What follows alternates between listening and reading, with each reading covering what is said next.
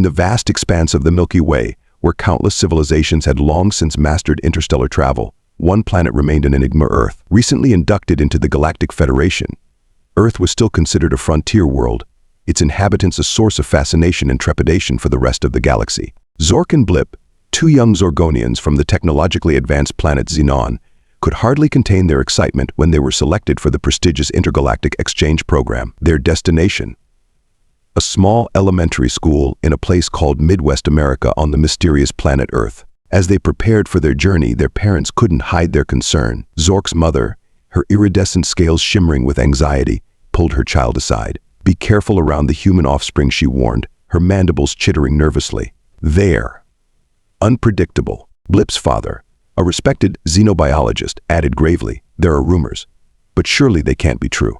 Stories of their resilience, their chaotic nature, their ability to bounce back from physical trauma that would incapacitate most species.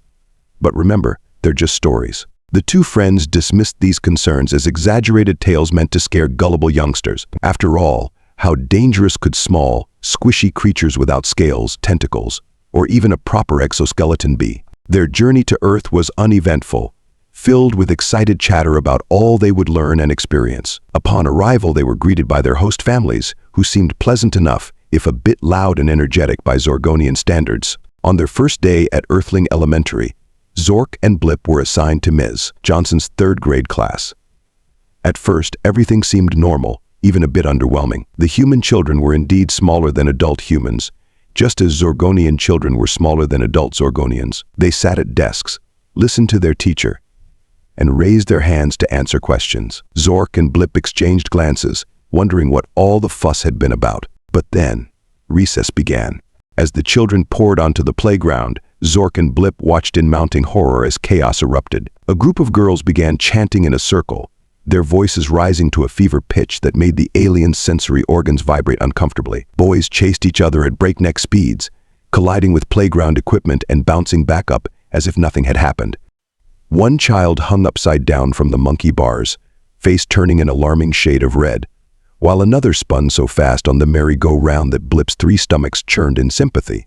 In one corner of the playground, an intense dispute over the ownership of a sparkly pencil threatened to escalate into full-scale warfare. "Is this?" Normal Zork whispered, his antennae quivering in distress. Before Blip could answer, a small human girl approached them, her gap-toothed smile somehow both endearing and terrifying. "Want to play?" she asked, holding up a jump rope like it was some kind of ritual object. Hesitantly, they agreed, not wanting to appear rude or cowardly. What followed was a blur of motion, tangled limbs, and dizzying loops. The girl, introducing herself as Emily, seemed to have an unlimited supply of energy. She taught them games with names like Double Dutch and Red Rover, which seemed more like endurance tests than recreational activities. By the time recess ended, Zork and Blip were exhausted, covered in dirt, and sporting several minor injuries. They stumbled back to class, their exoskeletons aching in places they didn't know could ache. As the days passed, their amazement and terror only grew. They witnessed feats of childhood daring that defied belief: children jumping from swings at the height of their arc, engaging in games of tag that resembled high-speed pursuits, and consuming quantities of sugar that should have sent them into glycemic shock. But it wasn't just the physical resilience that astounded them. The human children displayed a creativity and adaptability that bordered on the supernatural. One day, the entire class transformed cardboard boxes into a sprawling city, complete with a complex economic system based on the trading of colorful stones and bottle caps. The next day, they were explorers in a jungle of their own imagination, turning the mundane school grounds into a wilderness teeming with fantastical creatures. The most perplexing aspect was their emotional volatility. One moment, two children would be engaged in a heated argument that seemed on the brink of physical confrontation. The next, they would be best friends, sharing snacks and giggling over some incomprehensible joke. As weeks turned into months, Zork and Blip found themselves adapting, ever so slightly, to the frenetic pace of human childhood. They learned to dodge errant dodgeballs, to withstand the ear-splitting volume of the cafeteria, and even to enjoy the occasional game of hide and seek, though their color-changing abilities gave them a distinct advantage. They also began to see beyond the chaos, recognizing the incredible potential that lay within these small, seemingly fragile beings. The same boundless energy that made them feared across the galaxy also drove them to question, to explore, to imagine possibilities that more rational species might dismiss. One day, as they watched their human classmates turn a history lesson into an impromptu theatrical performance, complete with homemade costumes and a musical number, Blip turned to Zork with wide eyes. "I think I understand now," he said. "The energy, the fearlessness, the ability to withstand physical and emotional trauma. It's not just random chaos." Zork nodded solemnly. "Human children are not just indestructible chaos machines. They're possibilities made flesh.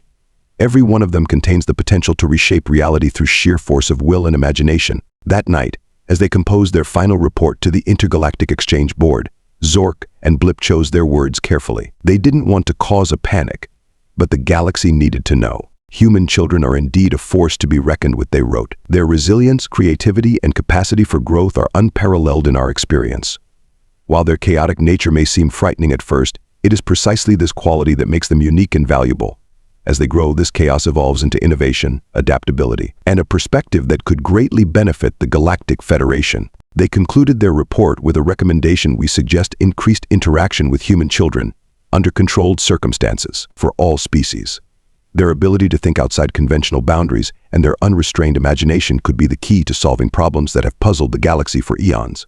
However, we also recommend mandatory protective gear and noise-canceling technology for all non-human participants." As Zork and Blip prepared to return to Xenon, they found themselves feeling an unexpected emotion: fondness. Despite the bumps, bruises, and occasional bouts of sensory overload, they had come to appreciate the wild, wonderful world of human children. They had arrived as observers and were leaving as friends, forever changed by their encounter with Earth's youngest and most formidable inhabitants. And as their ship lifted off, carrying them back to the familiar comforts of home, they couldn't help but feel a twinge of envy for the adventures that awaited these small, chaotic, limitless beings called human children. As their ship lifted off, carrying them back to the familiar comforts of home, they couldn't help but feel a twinge of envy for the adventures that awaited these small, chaotic, limitless beings called human children. Little did Zork and Blip know that their adventure was far from over. Their report to the Intergalactic Exchange Board had caused quite a stir across the galaxy. Many species were intrigued by the potential benefits of interacting with human children, while others were terrified by the prospect. 6 months after their return to Xenon, Zork and Blip were summoned to the Grand Council of the Galactic Federation. The circular chamber was filled with representatives from hundreds of alien species, all buzzing with anticipation. The Grand Counselor, a towering, crystalline being named Xylith, addressed the assembly. "Esteemed colleagues, we have gathered here to discuss the findings of our young Zorgonian friends regarding the human children of Earth. Their report has raised both excitement and concern throughout our Federation." Zork and Blip nervously approached the central podium, their antennae twitching with anxiety. "Tell us," Xylith continued, "do you stand by your recommendation for increased interaction with these chaotic beings?" Blip stepped forward, his voice steady despite his nerves. "We do, Grand Counselor. While human children can indeed be overwhelming, their unique qualities offer unprecedented opportunities for growth and innovation." A Vexillian diplomat, known for their extreme caution, interjected. "But the risks. The noise levels alone could rupture the sensory membranes of half the species in this chamber." Zork countered, "With proper preparation and protective measures, these risks can be mitigated. We believe the potential benefits far outweigh the challenges." The chamber erupted in debate. Some representatives were eager to learn from the unrestrained creativity of human children, while others feared the unpredictable nature of these young Earthlings. As the arguments grew heated, a small, unexpected sound cut through the noise. It was a laugh, pure, joyous, and utterly contagious. All eyes turned to the source, a holographic projection of a human playground, part of Zork and Blip's recorded observations. The aliens watched, transfixed, as a group of children engaged in an imaginative game, transforming a simple cardboard box into a spaceship capable of visiting a dozen made-up planets in the span of minutes. The sheer joy and limitless imagination on display were undeniable. Slowly, the mood in the chamber began to shift. Even the most hesitant representatives couldn't help but be moved by the scene. Silas spoke again, their crystalline form shimmering with newfound enthusiasm. Perhaps we have been too hasty in our judgment. These human children, in their beautiful chaos, might just be the key to unlocking new realms of possibility for us all." The Grand Council eventually reached a decision. A new initiative would be launched, the Galactic Youth Cultural Exchange Program. Under carefully controlled conditions, young representatives from various alien species would be given the opportunity to interact with human children. Zork and Blip were appointed as chief advisors to the program, tasked with preparing the first wave of alien youth for their encounter with Earth's most unpredictable inhabitants. As they left the council chamber, Blip turned to Zork, his eyes gleaming with excitement. "Can you believe it? We're going back to Earth." Zork nodded, a mix of anticipation and trepidation in his voice. "Indeed, but this time we'll be ready. I've already designed prototype shock absorbers for our exoskeletons and upgraded noise-canceling technology." Blip laughed, a sound that now carried echoes of the human children they had come to admire. "Don't forget the reinforced playground equipment. I have a feeling we're going to need it." As they began preparations for their return to Earth, Zork and Blip couldn't help but feel they were on the brink of something monumental. They had unlocked a door to a new era of galactic cooperation and understanding, all thanks to the beautifully chaotic, endlessly surprising world of human children.